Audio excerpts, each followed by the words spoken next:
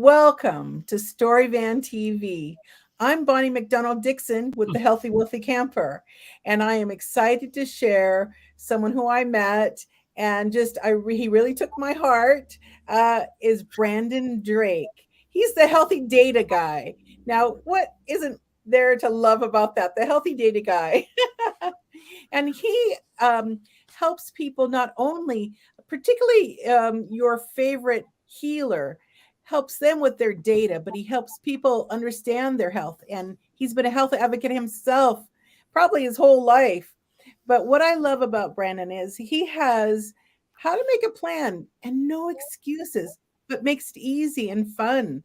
And he's going to take us in a few minutes to the journey of his unknown because we all have that. This is the beginning of the year. And all of us probably say, oh, we're going to be doing this and this and this year. But we don't know, do we, what's going to happen? Sometimes it's great to meet someone like Brandon who will help us along that journey. Brandon, thank you for coming today. Share a little bit about to the audience here with your journey to the unknown. Yeah, so I wanted to touch on the healthy data guy thing. So people ask me why healthy data guy. So I started off in corporate and I was really doing a lot of big data migration, and it wasn't really meaningful to me. I wanted to do something that makes a difference.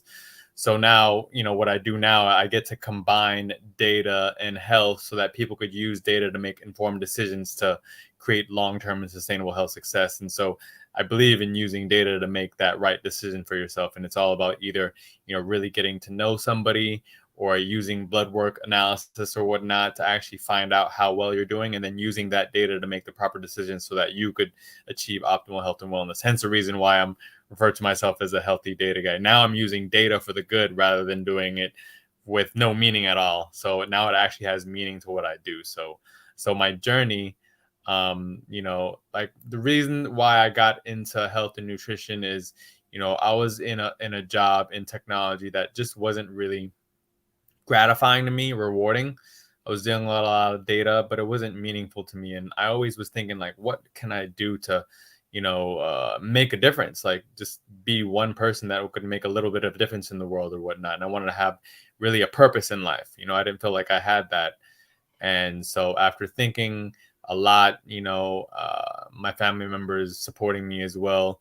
And they said, hey, you've always been into health and nutrition and cooking and stuff like that. And one of the reasons why I got into that is because my grandparents had health issues on both my mom and dad's side, with diabetes, pre-diabetes, heart attack, stroke, triple, double bypass surgery. And so that really inspired me to change my career, having those ideas. And I quit my corporate job, went to holistic nutrition and culinary arts school, went to functional nutrition school, started cooking for people based on their health conditions, and also coaching people. So I was referred to as a therapeutic chef, meaning I really take the time to listen to people to find out what their health issues are, and then coming up with a menu that's tailored for them and to help them bring them back into health, using food as medicine moniker, and also to using my people skills and loving to connect with people. And really now I was actually really doing something that really made a difference, and I had a real purpose in life. And so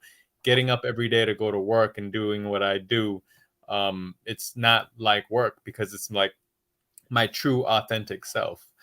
So I'm no longer cooking for people, but I still love talking about food. I do a lot of sales and marketing and business development for health companies that I truly do believe in, that are fully aligned with my morals and values, where I could be my true authentic self. So that's a little highlight about me. If you want to ask any questions, please feel free. I do. Being as 50% of US and Canadians, we have those health issues that you were talking about where your family members are, challenged with. And what can you give as a takeaway for people? You know, um, if we went in our cupboards, and what would we toss and what would we bring in? What are a couple of Oh, your favorite things that you would say, you got to do this? yes. The number one thing by far is the type of oils you're using to cook with. Definitely get rid, we're taught that like vegetable oil and soybean oil, people don't really give it much thought.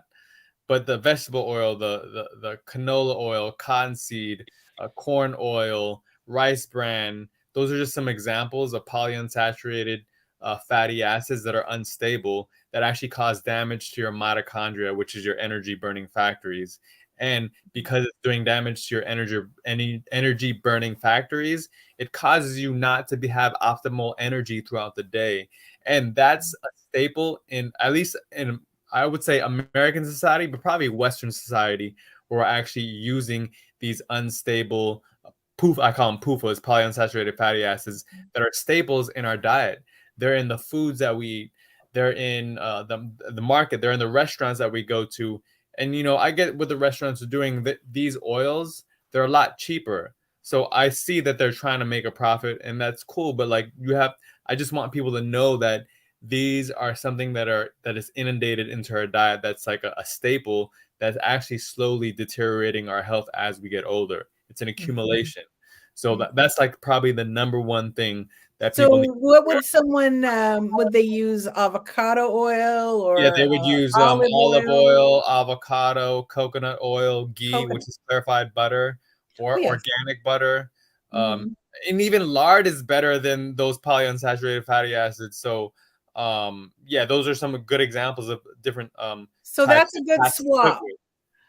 That's a great swap. Yeah, that's Yes. a great swap. Yeah. What other things this is a perfect topic in a way because we're at the beginning of the new year, and I know myself included, I know those 30 pounds have been sitting there looking at me, and I've done it before and it wasn't hard. So we'll swap out the oils.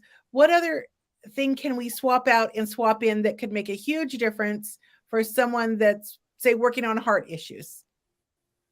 Yeah, other things that they're working on heart issues that they could swap out and swap in.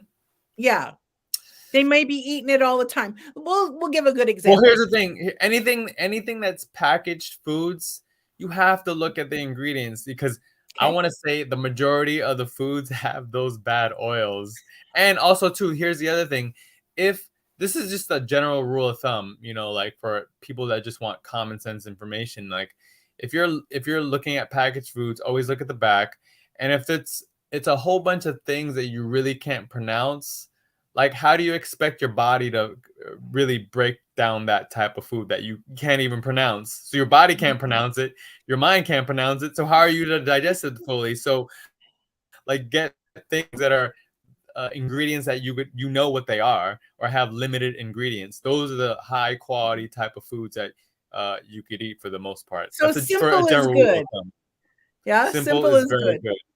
Mhm. Yeah, yeah. One Mhm. time I remember picking up a package and it said red dye number 5, and as much as I wanted, I had to Yes, put it exactly. back. Red, green, whatever. Yeah, no, it's like, Yeah, no, why? why? Why do I want to put Why? that on my food? Yeah. What's your typical breakfast, Brandon? What is a good breakfast in the morning for So people? I barely ever eat breakfast. So I'm always fasting anywhere between 16 to 20 hours a day. But when I do eat breakfast, I have a couple options. I either have steel cut oats, and I season it with either like turmeric, ginger, clove.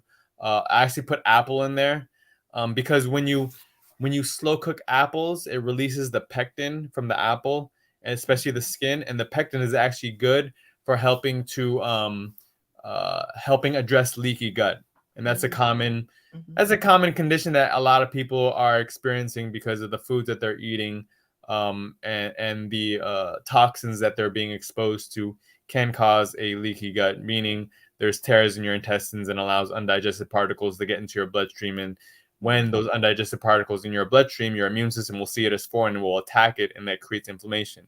Inflammation mhm. is defined as heat, redness, swelling, and pain.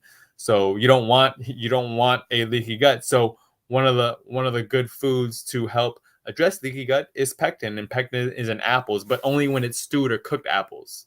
Good to So know. We hear that apple a day keeps the doctor away, but there's a little caveat, which is cook the apples. yeah, and I cook it in my what do you call it, in my steel cut oats. So Mhm, steel cut oats take a little bit longer to cook, like 30-40 mhm, minutes or whatever, but that's fine. Like I'll let it sit and cook, and let all the flavors meld together. Sometimes I put ginger. It could be like mhm. ginger, apple, clove, cinnamon, to your heart's content, whatever spices you like. sometimes I Mhm. put a little salt to make it more savory than sugary. So Mhm. that's one thing I'm not really don't have a sweet tooth or whatnot.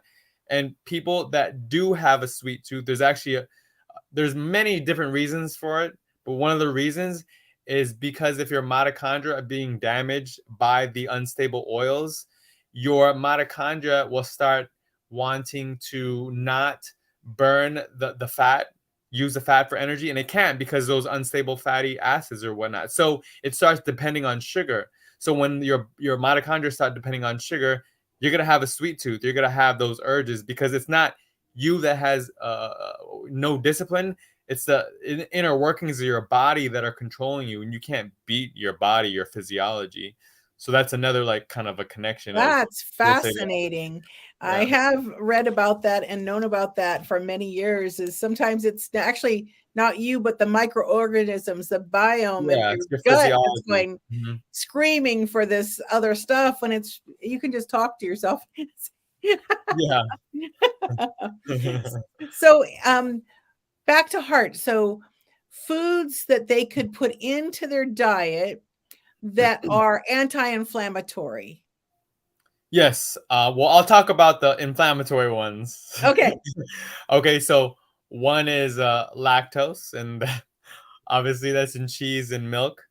Substitutes, there's all these different types of nut milks, and also too, with some people love cheese. There's so many different fermented vegan cheeses, and then my go-to cheese when I make pesto, I forgot what the type of cheese that's in pesto because I hadn't had the standard pesto for a while, but nutritional yeast, that's a good substitute for for cheese or whatnot, and different types of nut milks for to avoid the lactose, because when we get older we actually lose our lactase enzymes, which are responsible for breaking down lactose, and that creates digestive issues. So when you get older you lose your enzymes to break down the milk sugars, which is lactose. So yeah. Yeah. So, and then, corn, unless it's organic, that's good. That's another inflammatory food. I call it inflammatory because it's a common food sensitivity that people are sensitive to. Mhm. Gluten. And, you could have good quality gluten, like really good quality sourdough. But for the most part, I've been off of gluten for like 5 or 6 years. And when I got off of it, I felt so much more clearer in mind. Um, Mhm. that I just don't mess around with it because like the way it's farmed and created and stuff like that, there's a whole bunch of pesticides, herbicides, and all different types of chemicals that are used in farming that like I want to limit my toxic exposure. And Mhm. that's my one way of limiting toxic exposure. There's so many different ways, Mhm. from the everyday products that you're using, not just food, but like household cleaning products and stuff like that. So that's just an example of one. Gluten is something I get rid of. And when I used to be a therapeutic chef, when I was cooking for people that were sick, I would avoid all the common inflammatory foods like lactose, which is in milk, corn. Sometimes I don't avoid this one because I love these types of foods. Nightshades. So nightshades is a common inflammatory food, but not everybody is sensitive to it. Nightshades are like bell peppers, peppers. I'm a spicy kind of person, so I like bell peppers and serranos and all types of peppers or whatnot. So I don't avoid that.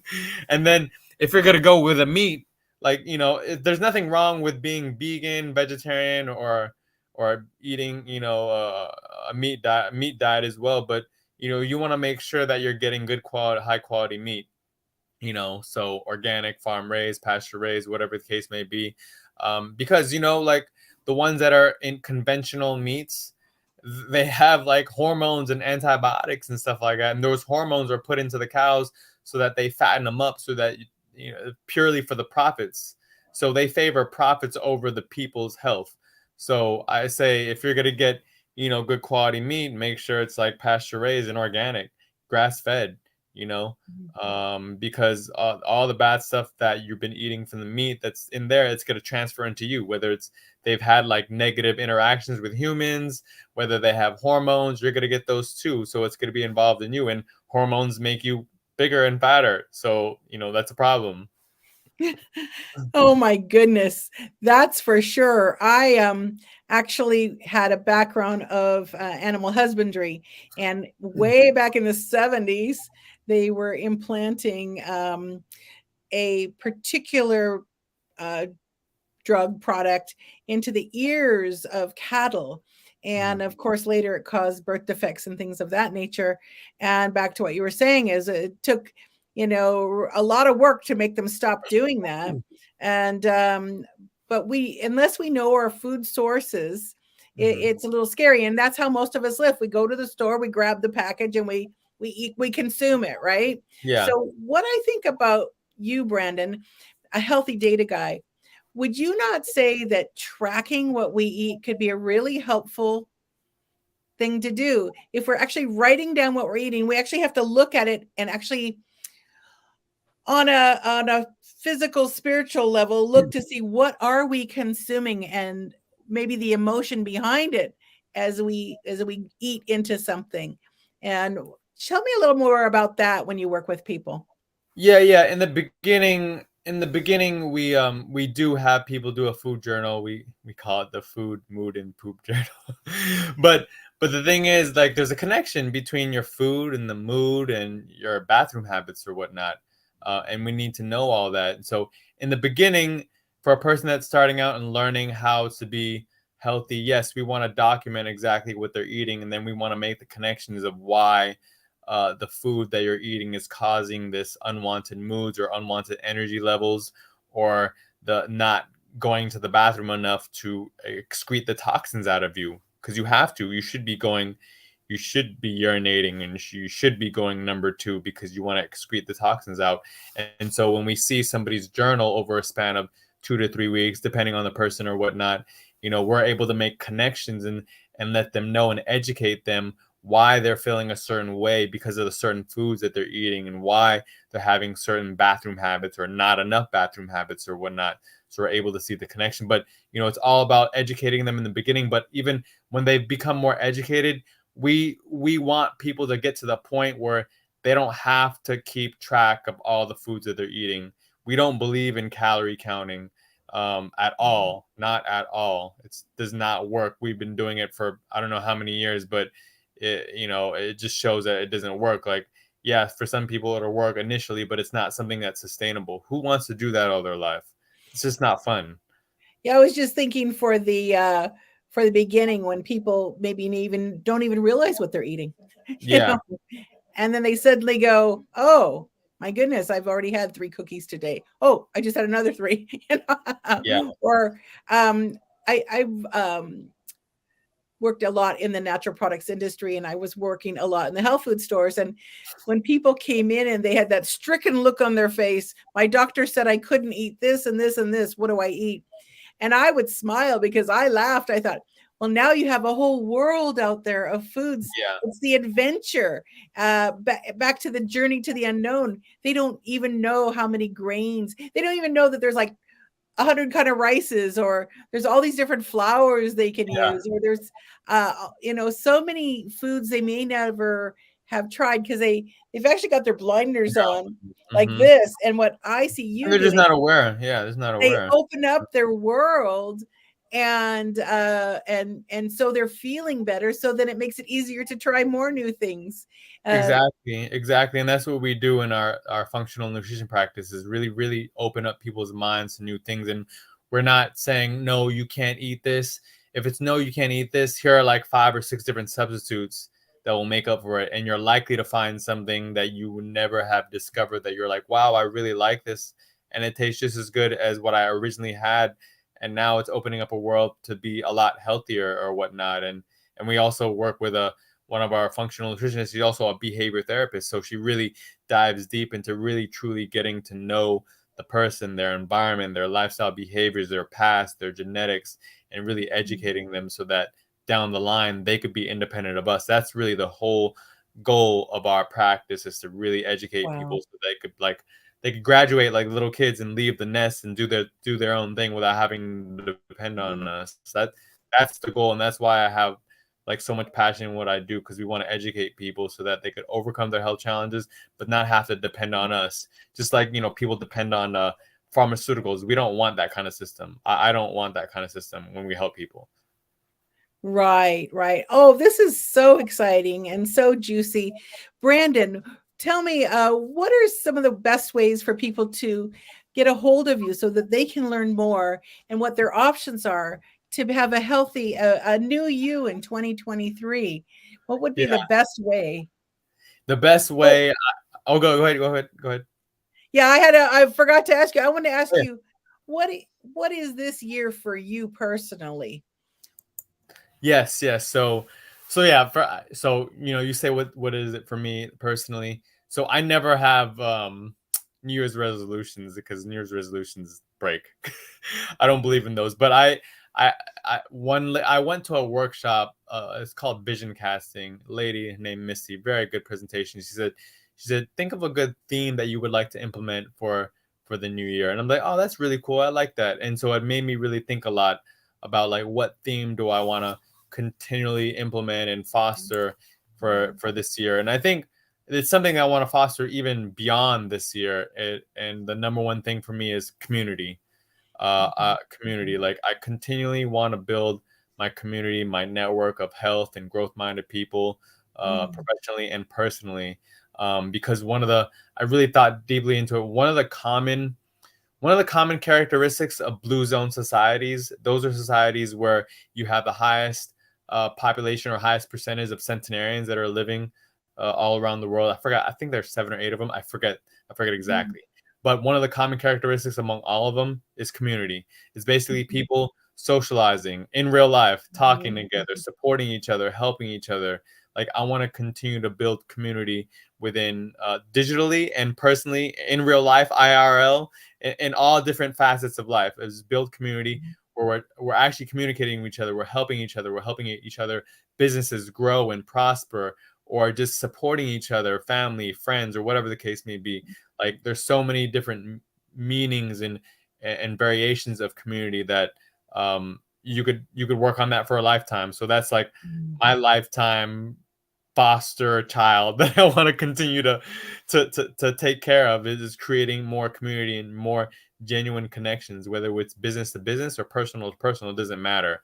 Like I want to be able to really take the time to understand people, support them, and provide the support with my community if they need help from more beyond me, maybe somebody else. So that's really the goal, to create those connections and create a strong community amongst me, which I've been building for the past year and a half. And I'm so happy about the community that I have, because when I'm actively listening to people, and they talk about a problem that they have, and I can't help them, but I have a network behind me. Hey, I know a guy or I know a lady that can help mhm, you.